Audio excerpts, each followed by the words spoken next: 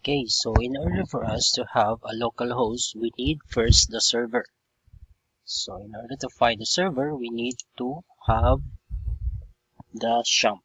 So how do we get the SHAMP? Just type apachefriends.org. So ito yung gagamitin natin para magkakaroon tayo ng server. Then, you have to click SHAMP for Windows.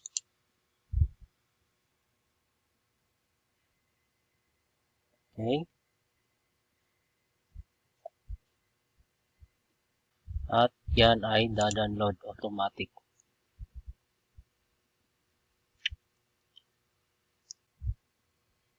Okay, so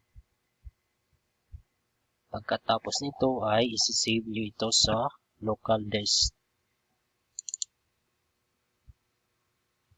Okay, dito nyo i-save sa local disk C and then SHAMP folder. Okay, so i-click nyo to. Then, hanapin nyo ang SHAMP control. Click. And then, click mo yung Apache Start and MySQL Start. So, Apache, so this is our server. And MySQL is database. So, when you click this one,